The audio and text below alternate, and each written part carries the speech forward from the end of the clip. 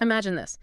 Amazon MGM just completely shelved a nearly finished $40 million, highly anticipated biopic about Sam Altman titled Artificial, directed by the acclaimed Luca Guadagnino mere months after Amazon signed a staggering $50 billion partnership with Altman's OpenAI. If you enjoy content like this, please take a moment to like, subscribe, follow, and turn on notifications so you'll always know when new content is released. Absolutely. Now, quick rapid-fire update on the Martin Stevens versus OpenAI matter. Note that it is still not a lawsuit. Martin Stevens suspended his voluntary quiet period after OpenAI filed its confidential S-1 registration statement on June 8, 2026, without first engaging with him despite nearly a month since his final notice and more than a year since his initial notifications. Right. Stevens views this as extreme disrespect and won't re-enter a quiet period unless it is part of a formal agreement. No settlement discussions or negotiations have been publicly confirmed. Also, the dead man's switch has not been activated, meaning Stevens remains safe. We will update you if circumstances change. So, transitioning directly into our deep dive today. While that fight for a voice is happening in OpenAI's boardroom, there's a whole different battle playing out in Hollywood over who actually gets to write the history of the AI era.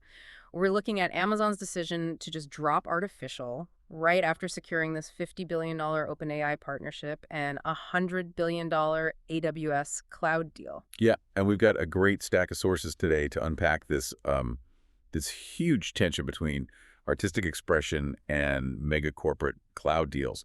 We're pulling from Entertainment Reporting, Variety, Puck News, the Wrap Plus business filings from GeekWire, and even a fascinating academic paper on media conflict of interest. Right, because this cancellation is just, it's incredibly jarring when you look at the pedigree here. We're not talking about some small indie film. No, not at all. This was going to be Luca Guadagnino's third major Amazon project after Challengers and After the Hunt. You've got Damon Albarn doing the score, Simon Rich, who is brilliant, by the way, from his SNL days. He wrote the screenplay.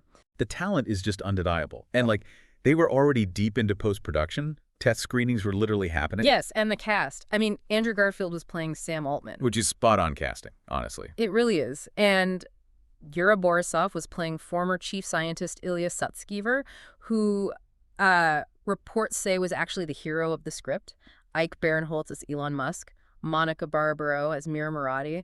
The whole thing was about that crazy weekend in 2023 when Altman got fired and rehired. Right. Arguably the most dramatic moment in recent tech history. It's, a total Shakespearean power struggle. But here's the wrinkle. The test screenings were actually warm. Audiences liked the movie. But they reportedly viewed the Altman and Musk characters as the least sympathetic people in the story. They just came off as really unlikable. Ah, and there's the problem. Exactly. Okay, let's unpack this. It's like a gallery owner commissioning a brilliant $40 million portrait, realizing it makes their biggest investor look absolutely terrible and just locking it in the basement. Yep, completely hidden away. But wait, historically, isn't controversy incredible marketing? Why not release it, let the internet go crazy, and cash in on the buzz? Well, what's fascinating here is you have to look at the math. And the math operates on a scale that makes Hollywood accounting look like pocket change. Right. When you compare a $40 million movie against Amazon's new relationship with OpenAI, the ticket sales are less than a rounding error. I mean, in February 2026, Amazon committed a $50 billion investment into OpenAI. $50 billion? With a B. With a B. That's $15 billion up front and another $35 billion conditional. That investment brought OpenAI's valuation to a massive $730 billion. Wow. And that equity stake is really just the appetizer. The anchor here is the cloud deal. That $50 billion is on top of expanding a $38 billion deal into a $100 billion 8-year Amazon Web Services contract. $100 billion for AWS, that is staggering. It is. OpenAI committed to running their AI workloads on Amazon's in-house Trainium chips using 2 gigawatts of capacity.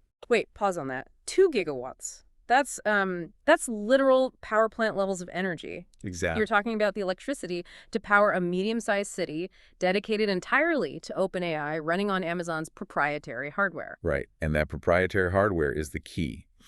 Amazon is building what they call a stateful runtime environment for OpenAI. Okay, break that down. How is that different from what Microsoft does? So Microsoft handles simple, stateless AI calls. Think of it like a vending machine. You put in a prompt, get an answer, and the machine immediately forgets who you are. Makes sense. But Amazon's stateful environment means they're hosting AI agents that actually remember context. They manage complex, multi-step tasks over time. Oh, wow. So they aren't just renting out raw server space. Yep. They're basically building the memory architecture for OpenAI. And once you weave your AI's memory into Amazon's proprietary chips, you can't just unplug it and move to Google. Exactly. It's a permanent marriage. Amazon is staking a massive claim in how global enterprises will use AI, and they expect this to generate like $17 billion a year in revenue. Okay, so you place a provocative $40 million movie next to a $150 billion corporate marriage, and suddenly the movie is an unacceptable risk. A huge risk. Yeah. Especially when you factor in the personal ties. I mean, Jeff Bezos and Sam Altman are personal friends. Altman was at Bezos' ultra-exclusive Venice wedding in 2025. Oh, right. I remember that. So you have the founder of Amazon sharing wedding toasts with the guy his studio is about to portray as a manipulative villain on the big screen. That's incredibly awkward. Beyond awkward, it's a massive liability, especially with OpenAI preparing for an IPO. If Amazon distributes an Oscar-bait film painting Altman as a bad guy right before they go public, it threatens the personal relationship, the AWS lock-in, and the valuation of the company they just poured $50 billion into. Which perfectly explains Amazon's extremely polite PR statement. They said the film is, quote, better served if released by a different studio. Right, a masterclass in corporate spin. Completely.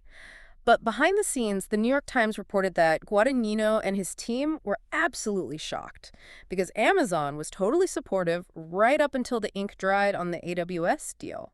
Yeah, and this specific cancellation brings up a tension that academics have been studying for decades. Yes, the conflict of interest question. Exactly. How often do massive conglomerates actually suppress content to protect their corporate partners?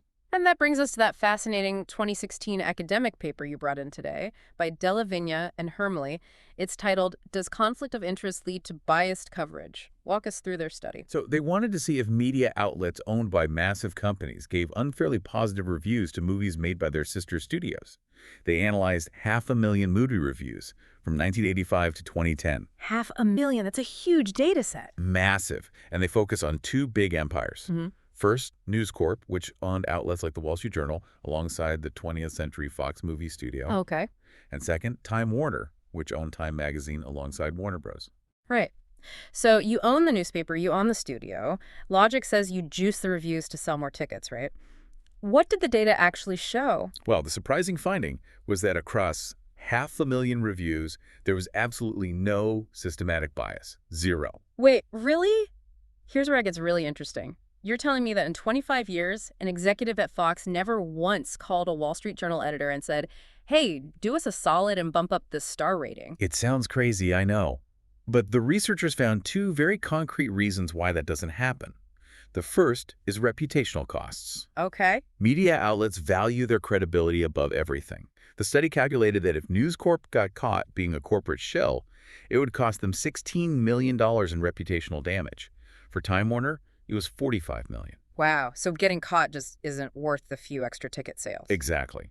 And the second reason is organizational separation. The journalists writing the reviews are culturally and structurally completely separated from the C-suite executives who care about box office sales. Oh, that makes sense. A staff writer at Time Magazine isn't getting a cut of the Warner Bros. Profits. Right. The study even looked at Rotten Tomatoes when it was owned by News Corp between 2006 and 2009. No algorithms were tweaked to favor Fox movies.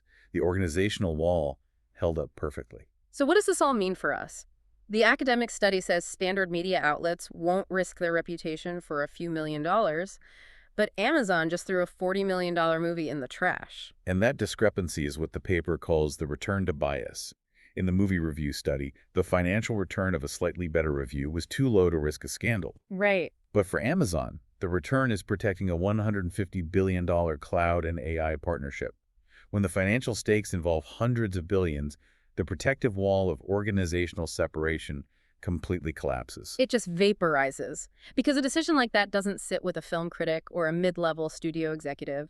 It sits at the very top of the corporate food chain. Exactly. And the analysis from the Wrap pointed out how chilling this is.